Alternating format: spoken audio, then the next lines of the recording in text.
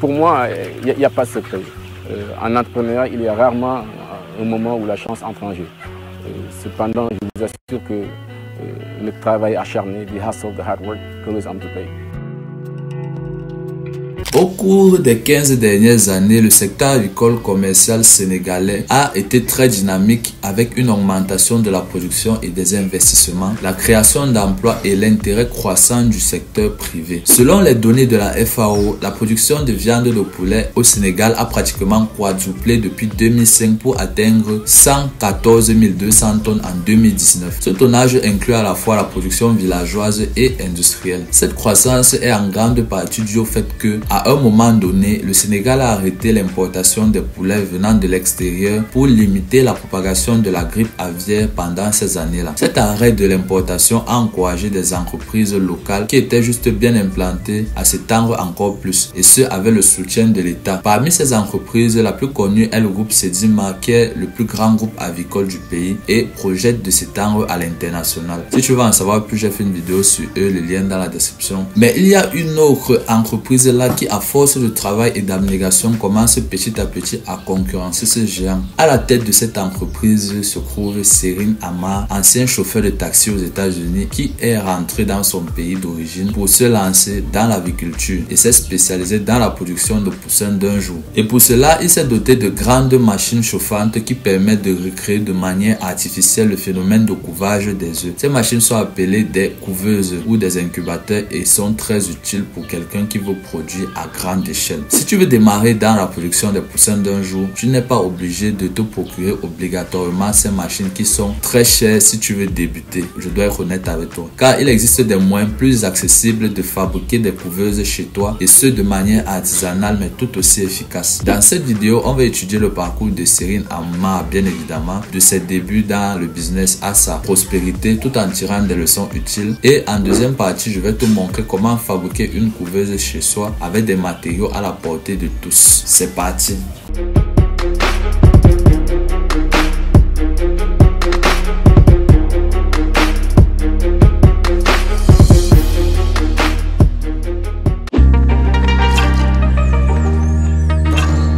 Après avoir travaillé comme serveur et chauffeur de taxi aux États-Unis, Serine Amar est rentré au Sénégal avec son diplôme d'ingénieur en électricité.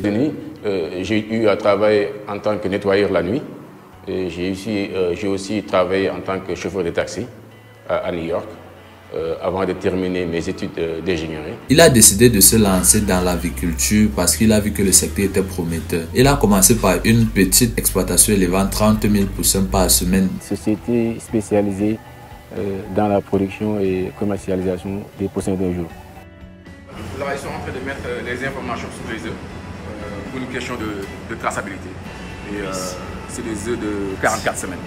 Ce qui est beaucoup pour un début. Si c'était à refaire, je te conseillerais de commencer avec moins pour pouvoir limiter les risques de perte. Et moi, personnellement, je ne peux pas commencer avec 30 000 poussins. Heureusement pour lui, les choses se sont bien passées. Il a commencé par créer son entreprise qu'il nomme Couvoir Amar pour être mieux référencé. Il s'établit à Baya, à seulement 40 km de Dakar. Au fur et à mesure que les affaires fonctionnent, il augmente son capital et achète de nouveaux équipements et des infrastructures plus perfectionnées. Il passe notamment de 30 poussins par semaine à 250 000 poussins avec comme mission de satisfaire une clientèle en quantité et en qualité suffisante, surpassant les standards même de l'industrie sénégalaise. Ce qu'il faut dire, c'est que dans le secteur avicole, l'Afrique de l'Ouest a toujours eu une longueur d'avance sur les autres, que ce soit au niveau de la distribution ou de l'écloserie, ils sont toujours devant. En ce qui concerne le Couvoir Amar, il s'agit d'un processus mis en place avec une équipe très expérimentée pour assurer une éclosion de poussins en bonne santé et prête à être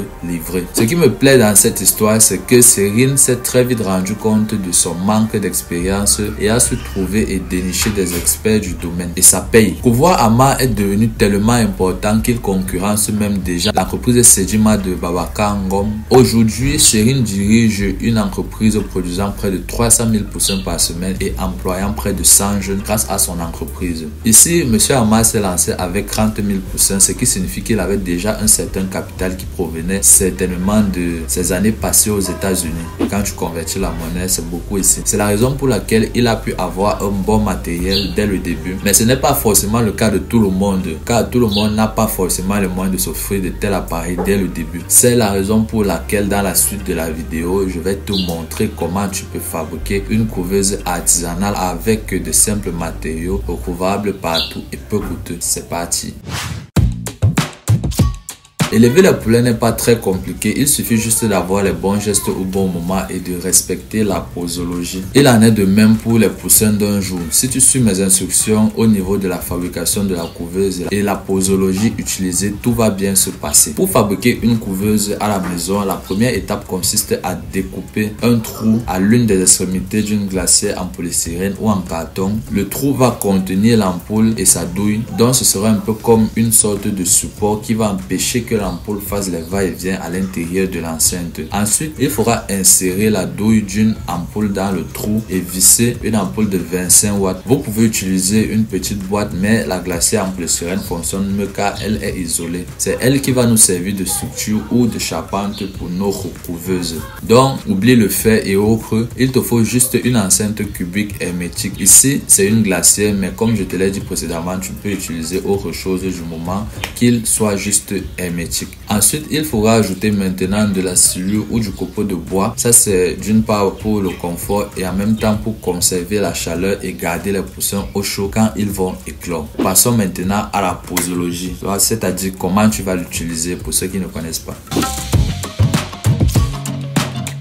Au niveau de la posologie, la première chose à faire, c'est d'installer les œufs dans la couveuse et faire en sorte qu'ils ne se touchent pas et soient à la même distance les uns des autres. Après avoir fini de poser les œufs, on allume l'ampoule, puis on ferme notre boîte. Après quelques heures, faites les retournements des œufs 3 à 4 fois par jour. À chaque fois que vous allez faire le retournement, éteignez la lumière avant d'ouvrir la boîte, c'est très important. 12 jours plus tard, faites le mirage des œufs. Le mirage, pour ceux qui ne savent pas, c'est une technique qui est utilisée pour les agriculteurs pour observer les œufs afin de détecter les bons des mauvais œufs pour écarter les mauvais. 21 jours plus tard, nous avons l'éclosion des œufs. L'éclosion commence petit à petit. Vous allez observer les coquilles qui vont commencer par se défaire. Quelques heures après dans la journée, les poussins commencent à sortir des œufs. Ce qu'on peut dire ici, c'est que les principaux éléments d'une couveuse sont une enceinte pour garder les œufs et d'une source de chaleur, sachant que l'enceinte doit être hermétique et la chaleur accompagnée d'un suivi régulier. J'espère que cette vidéo t'a plu. Dis-moi ce que tu en penses dans les commentaires. N'oublie pas de t'abonner, d'activer la cloche de notification. T'es Afana David de la chaîne AgriBA et je te dis à la prochaine.